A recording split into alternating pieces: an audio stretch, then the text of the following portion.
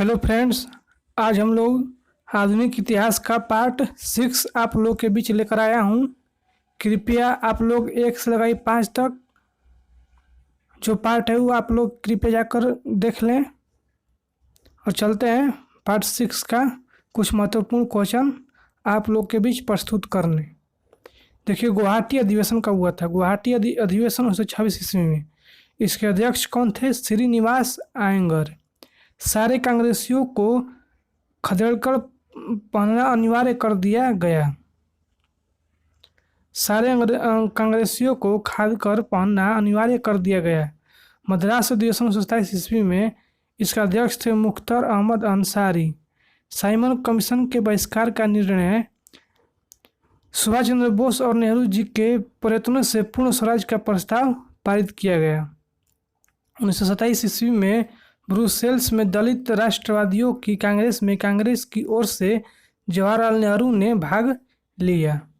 कलकत्ता अधिवेशन। देखिए, कलकत्ता अधिवेशन 1928 ईस्वी में। इसका अध्यक्ष थे मोतीलाल नेहरू। मुख्य मुद्दा क्या था? नेहरू रिपोर्ट स्वीकार करना, स्वराज्य का प्रस्ताव स्वीकार करना, कांग्रेस का विदेश विभाग स्थापित किया गया। लाहौर अधिवेशन 1929 ईस्वी में। इसका अध्यक्ष थे JL नेहरू, पंडित जवाहरलाल नेहरू।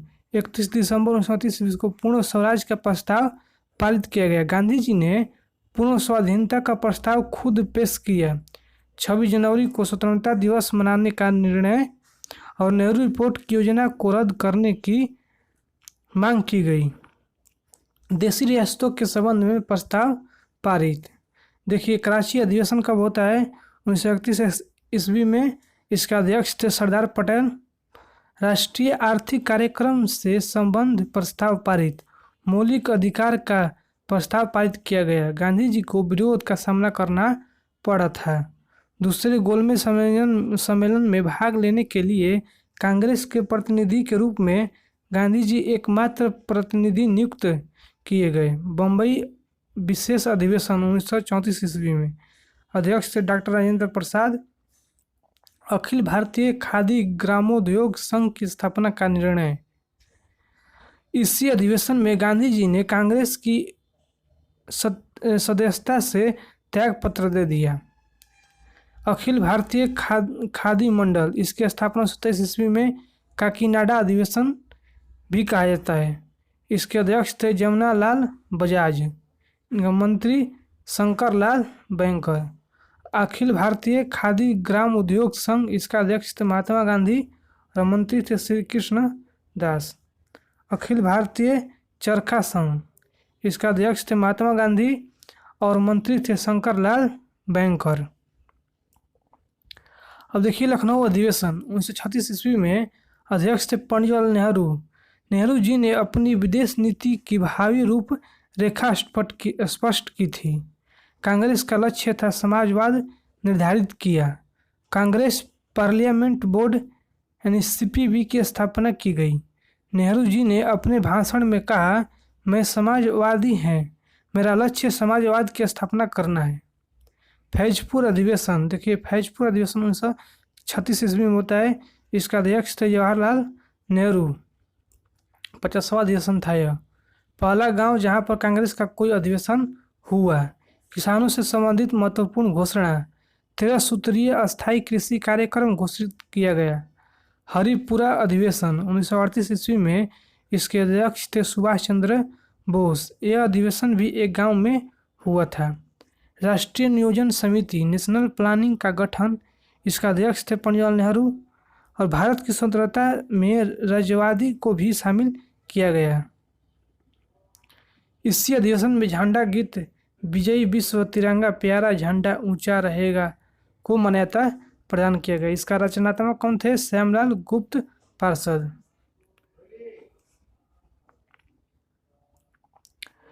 अब देखिए, त्रिपुरी अधिवेशन 1939 ईस्वी में। इसका अध्यक्ष थे सुभाष चंद्र बोस। सुभाष चंद्र बोस ने पटाभी सीतारमैया को हराकर, जिसमें 1500 मत और 1377 मत से जीते थे। सुभाष चंद्र बोस के इस्तीफे के बाद डॉक्टर राजेंद्र प्रसाद अध्यक्ष बनाए गए। मगध अधिवेशन। देखिए, मगध अधिवेशन 1940 ईस्वी में होता है। इसका अध्यक्ष था मौलाना आज़ाद भारत छोड़ आंदोलन के कारण 1940 से 1945 कोई अधिवेशन नहीं। मेरठ अधिवेशन 1946 ईस्वी में इसका अध्यक्ष थे JB कृपलानी। कांग्रेस की स्थापना के समय ब्रिटेन का प्रधानमंत्री ग्लैडस्टोन था। स्वदेशी का बंगभंग या बहिष्कार आंदोलन। बंगाल के विभाजन का प्रस्ताव 1903 ईस्वी को ब्रिटिश संसद में रखा गया। 1904 में तत्कालीन राज्य सचिव रिजले ने कर्जन को पत्र में लिखा था कि संयुक्त बंगाल एक शक्ति है, विभाजित बंगाल की दिशाएं अलग अलग होंगी। विभाजन की पूरी रूपरेखा 19 जुलाई 1905 ईस्वी को एक प्रस्ताव के रूप में आम जनता के सामने रखा, जो कलकत्ता के समाचार पत्रों में 20 जुलाई 1905 को प्रकाशित हुई। अब देखिए बंगाल विभाजन। बंगाल विभाजन के समय भारत का गवर्नर जनरल लॉर्ड कर्जन था। बंगाल का लेफ्टिनेंट गवर्नर एडलू फ्रेजर और भारत सचिव H.H. राइजले था। 20 जुलाई को विभाजन का निर्णय और 7 अगस्त को विरोध में आंदोलन प्रारंभ और 16 अक्टूबर को विभाजन प्रभावी। विभाजन का वास्तविक कारण क्या था? उभरते राष्ट्रवाद का गढ़ बन चुके बंगाल में राष्ट्रीयता की भावना को कमजोर करना। विरोध में 7 अगस्त 1905 को कलकत्ता के टाउन हॉल में कासिम बाजार के महाराजा मणिचंद्र नदी की अध्यक्षता में सभा का आयोजन किया गया था। इसी के साथ स्वदेशी आंदोलन की औपचारिक शुरुआत विदेशी सामान के बहिष्कार का प्रस्ताव पारित किया गया। अब देखिए बंगाल को 2 भागों में विभाजित किया गया। पूर्वी बंगाल एवं असम। असम चट्टगांव और डक्का। इसका राजधानी थी डक्का। इसका गवर्नर थे ब्लूमफील्ड फुलर। और शेष बंगाल था जैसे इसका राजधानी थी कोलकाता। इसका गवर्नर सर डब्ल्यू फ्रेजर थे। प्रारंभ आंदोलन का नेतृत्व सुभाष चंद्र बनर्जी थे और बहिष्कार का सुझाव कृष्ण कुमार मित्र थे। संजीवनी पत्रिका के माध्यम से समर्थन बांगरहाट जनसभा खुलना। 16 अक्टूबर को विभाजन की घोषणा होते ही आंदोलन ने रफ्तार पकड़ लिया।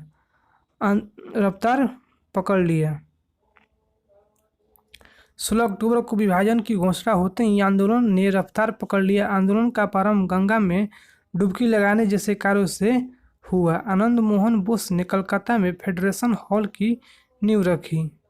देखिए स्वदेशी आंदोलन के आलोचक रविंद्रनाथ टैगोर ने इस दिन को राखी दिवस के रूप में मनाया। रामेंद्र सुंदर त्रिवेदी के अनुसार इस दिन को शोक दिवस के रूप में मनाया गया। वंदे मातरम इस आंदोलन का शीर्षक गीत था। स्वदेशी आंदोलन का प्रसार। देखिए महाराष्ट्र में तिलक एवं उनकी पुत्री केतकर। पंजाब उत्तर प्रदेश में अजीत सिंह, लाल लाजपत राय, स्वामी श्रद्धानंद एवं जयपाल गंगाराम। दिल्ली से सैयद हैदर राजा और मद्रास से चित्तरंजन पिल्ले। 1905 के कांग्रेस अधिवेशन में इस आंदोलन का समर्थन किया गया। इस आंदोलन को सबसे अधिक सफलता विदेशी माल के बहिष्कार आंदोलन से मिली। स्वदेशी आंदोलन ने जन जागरण के लिए स्वयं सेवी संगठनों की मदद ली। महत्वपूर्ण समिति स्वदेश बांधव समिति, नेतृत्व अश्विन कुमार दत्त। स्वदेशी आंदोलन ने अपने प्रचार के लिए पारंपरिक त्योहारों, धार्मिक मेलों आदि का सहारा लिया। देखिए स्वदेशी आंदोलन का प्रभाव। 1907 ईस्वी में कांग्रेस का विभाजन क्रांतिकारी आंदोलन की शुरुआत। शिक्षा पर प्रभाव।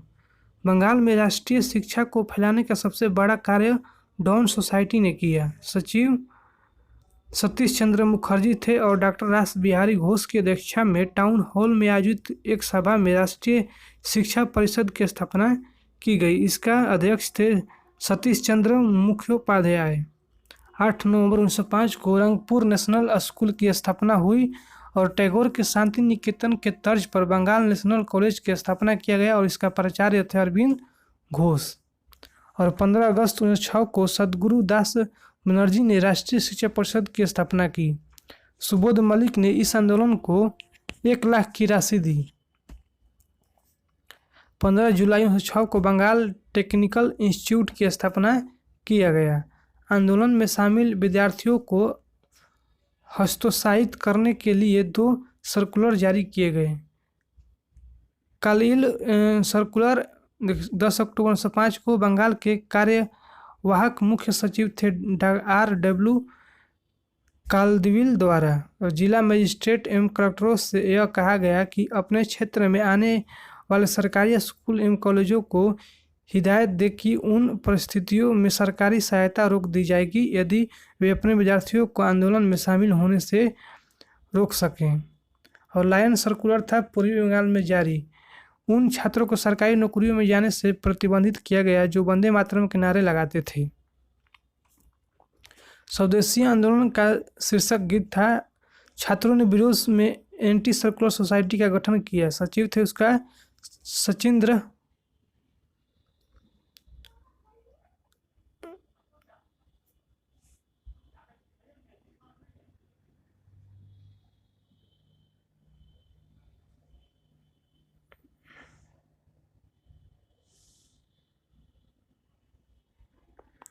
दोस्तों आज के लिए इतना ही, फिर मिलते हैं नेक्स्ट वीडियो में।